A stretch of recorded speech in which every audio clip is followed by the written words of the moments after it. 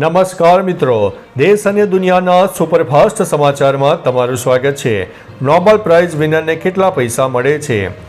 Alfred Nobel તેમના અવસાન પૂર્વે પોતાના વસિયતનામામાં નિર્દેશ આપ્યો હતો કે તેમની મોટાભાગની સંપત્તિ 3.1 કરોડ સ્વીડિશ કોર્નર એટલે કે આજે 2.2 અબજ સ્વીડિશ કોર્નર ને એક ભંડોળમાં રૂપાંતરિત કરીને સુરક્ષિત સિક્યુરિટીમાં રોકાણ કરવું।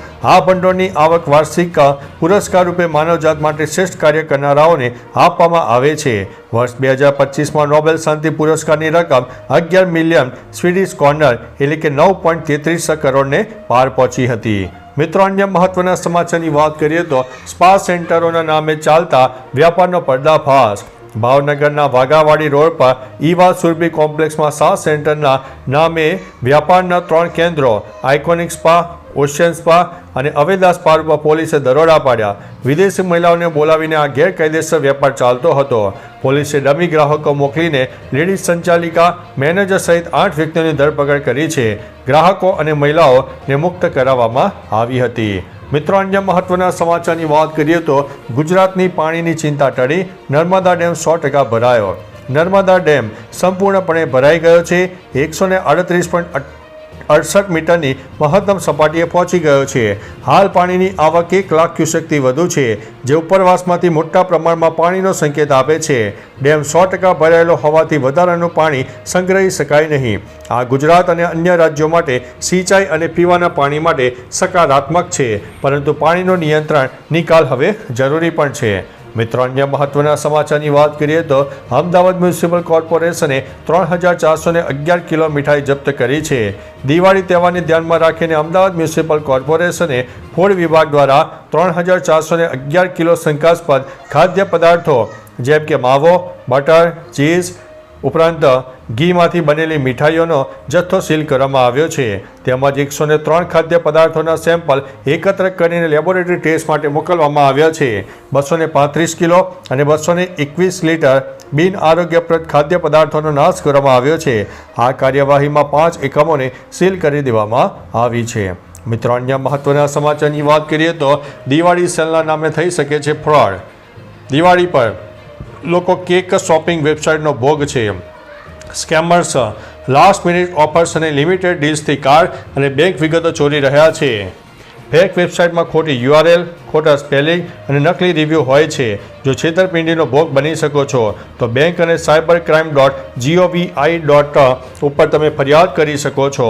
સોશિયલ મીડિયાની ભ્રામક જાહેરાતોથી બચો અને ઓથેન્ટિક સાઇટ ઉપરથી ખરીદી કરો। આ માહિતી શેર કરો અને દિવાળી સેલના નામે થતા ફ્રોડથી તમે બચો। મિત્રો, અન્ય મહત્વના સમાચારની વાત કરીએ તો હિંમતનગર APMC માર્કેટ યાર્ડ 11 દિવસ માટે બંધ। દિવાળીના તહેવારો નિમિત્તે હિંમતનગર APMC માર્કેટ યાર્ડ અને ક્વાર્ટર માર્કેટ 18 થી 28 ઓક્ટોબર સુધી 11 દિવસ બંધ રહેશે। 29 ઓક્ટોબરથી વેપારીઓ શુભ મુહૂર્તમાં ખેત પેદાશની ખરીદી શરૂ કરશે। APMC મેનેજર સિદ્ધરાજસિંહ ઝાલાએ જણાવ્યું છે કે ખેડ તસિયા રોડ પરનું માર્કેટ યાર્ડ અને સહકારી જીવન વિસ્તારનું ક્વાર્ટર માર્કેટ બંધ રહેશે। 29 ઓક્ટોબરથી રાબેતા મુજબ કામગીરી શરૂ કરવામાં આવશે। મિત્રો, અન્ય મહત્વના સમાચારની વાત કરીએ તો અક્ષય કુમારે ગાયું ગુજરાતી ગીત। 70મો ફિલ્મફેર એવોર્ડ શો અમદાવાદમાં ધમાલ સાથે યોજાયો, જ્યાં મોટી સંખ્યામાં બોલિવૂડ સ્ટાર્સે હાજરી આપી હતી। આ પ્રસંગે અનેક સ્ટાર્સે પરફોર્મન્સ આપ્યા, જેમાં અક્ષય કુમારે ગુજરાતી ગીત ઉપર પરફોર્મ કર્યું। અક્ષય કુમારે ઓ લાલ ફેટાવાળા, ઓ સોમાભાઈના સાડા, ઓ કરશન કાકા કાળા, ઓ ભૂરી બંડીવાળા ગીત ગાતા ગાતા ઠુમકા લગાવીને મસ્તી પણ કરી હતી। મિત્રો, અન્ય મહત્વના સમાચારની વાત કરીએ તો લાંચીઓ પોલીસ રૂપિયા 4 લાખની લાંચ લેતા ઝડપાયો છે। નડિયાદમાં ગાંધીનગર ACBની ટીમે SC/ST સેલના ASI જયદીપ સોઢાને 4 લાખની લાંચ લેતા ઝડપી પાડ્યા છે। એટ્રોસિટી ફરિયાદમાં આરોપીઓને જેલમાં ન મોકલી અને નોટિસ આપી જવા માટે તેણે લાંચ માંગી હતી। ફરિયાદીએ લાંચ આપવાનો ઇનકાર કરતા 1064 પર કોલ કરીને ACBને જાણ કરી હતી। પોલીસ કચેરીમાં કારમાં જ લાંચ લેતા તે ઝડપાયો હતો। ACBએ અટકાયત કરીને તપાસ શરૂ કરી છે। મિત્રો, અન્ય મહત્વના સમાચારની વાત કરીએ તો કુલદીપ યાદવે 5 વિકેટ લીધી। કુલદીપ યાદવે વેસ્ટ ઇન્ડિઝ સામેની પહેલી ઇનિંગમાં શાનદાર બોલિંગ કરી. તેણે 5 વિકેટ લઈને વેસ્ટ ઇન્ડિઝની બેટિંગ સંપૂર્ણપણે તોડી નાખી. રવિન્દ્ર જાડેજાએ પણ 3 વિકેટ લીધી હતી, જ્યારે મોહમ્મદ સિરાજ અને જસપ્રીત બુમરાહે દરેકને 1 વિકેટ લીધી હતી. આ બોલરોએ વેસ્ટ ઇન્ડિઝને 248 રનમાં જ રોકી દીધું. ટીમ માટે એલિક એન્થાઇઝે સૌથી વધુ 41 રન બનાવ્યા હતા. મિત્રો, અન્ય મહત્વના સમાચારની વાત કરીએ તો ઉધના રેલવે સ્ટેશન બહાર 1 કિલોમીટર લાંબી લાઇન. દિવાળી અને છઠ પૂજા પહેલા ઉત્તર પ્રદેશ, બિહાર, ઝારખંડ અને ઓડિશા જતી ટ્રેનોમાં ભારે ધસારો છે. બિહારમાં ચૂંટણીને કારણે આ વર્ષે ભીડ વધુ છે. સુરતના ઉધના રેલવે સ્ટેશન બહાર 1 કિલોમીટર લાંબી લાઇન લાગી, જ્યાં સવારથી બપોર સુધી 4 ટ્રેનમાં 6000થી વધુ મુસાફરો પહોંચ્યા હતા. સુરતના ડાયમંડ અને ટેક્સટાઇલ ઉદ્યોગને કારણે પરપ્રાંતીય શ્રમિકોની સંખ્યા વધુ છે, જેઓ તહેવારો અને ચૂંટણી માટે જઈ રહ્યા છે. મિત્રો, અન્ય મહત્વના સમાચારની વાત કરીએ તો ભાજપ સરકાર તાનાશાહીની તમામ હદ વટાવી ચૂકી છે. બોટાદમાં આમ આદમી પાર્ટીની કિસાન મહાપંચાયત યોજાવા જઈ રહી હતી. જોકે આ પહેલા આપ પાર્ટીએ આરોપ લગાવતા એક વિડીયો શેર કરીને લખ્યો કે ભાજપ સરકાર તાનાશાહીની તમામ હદ વટાવી રહી છે. બોટાદમાં આમ આદમી પાર્ટીની કિસાન મહાપંચાયત ન થાય તે માટે ભાજપ પોલીસને આગળ કરીને આપ નેતાઓની અટકાયત કરી રહી છે અને તેમને ડિટેન પણ કરી રહી છે. મિત્રો, અન્ય મહત્વના સમાચારની વાત કરીએ તો જામનગરમાં ખેડૂતોનો ડુંગળી ફેંકીને વિરોધ. ધુતારપુર ગામની ચોકડીએ કૃષિ મંત્રી રાઘવજી પટેલના મત વિસ્તારના 19 આસપાસના ગામોના ખેડૂતોએ ડુંગળીના પોષણક્ષમ ભાવની માગણી સાથે વિરોધ પ્રદર્શન કર્યું. રસ્તા પર ડુંગળી ફેંકીને તેઓએ રોષ વ્યક્ત કર્યો હતો. હાલ 1 મણનો ભાવ 20થી લઈને 150 સુધી મળે છે, જે ઉત્પાદન ખર્ચ કરતાં ઓછો છે. ખેડૂતો માગે છે કે સરકાર વ્યાજબી ભાવ આપે, જેથી 140 પ્રતિ મણ પણ મળે તો તે કિલો પ્રતિ 7.5 રૂપિયા થઈ શકે.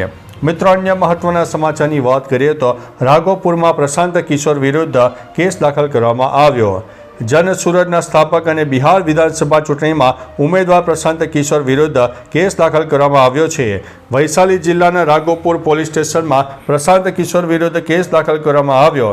પ્રશાંત કિશોર વિરુદ્ધ આદર્શ આચાર સંહિતાનો ભંગ કરવાનો કેસ દાખલ કરવામાં આવ્યો છે. આરોપ છે કે પ્રશાંત કિશોર સેંકડો વાહનોના કાફલા સાથે રાઘોપુર પહોંચ્યા હતા. મિત્રો, અન્ય મહત્વના સમાચારની વાત કરીએ તો રેશમા પટેલ પોતાના નિવાસસ્થાને પોલીસ દ્વારા નજરકેદ. આપ ગુજરાતના પ્રદેશ મહિલા અધ્યક્ષ રેશમા પટેલ પોતાના નિવાસસ્થાને પોલીસ દ્વારા નજરકેદ કરવામાં આવ્યા.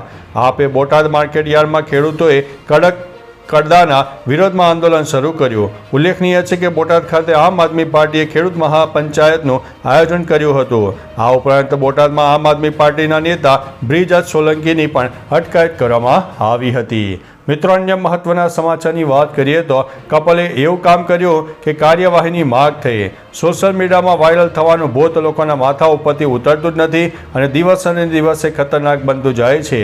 હવે એક કપલનો વિડીયો સામે આવ્યો છે, જેમાં તેઓ ભોજપુરી ગીત પર ડાન્સ કરી રહ્યા છે અને પાછળથી એક ઝડપથી ટ્રેન આવી રહી છે. તે તેમની નજીકથી પસાર થાય છે. આ સમયે તેમની સાથે દુર્ઘટના ઘટી શકે તેવું દેખાય છે. લોકોએ આ વિડીયો જોયા બાદ રેલવેને તેમની સામે કાર્યવાહી કરવાની માંગ કરી છે. ચાલો મિત્રો, ફરીથી દેશ અને દુનિયાના સુપરફાસ્ટ સમાચાર લઈને મળતા રહીશો. ત્યાં સુધી અમને રજા આપશો. નમસ્તે.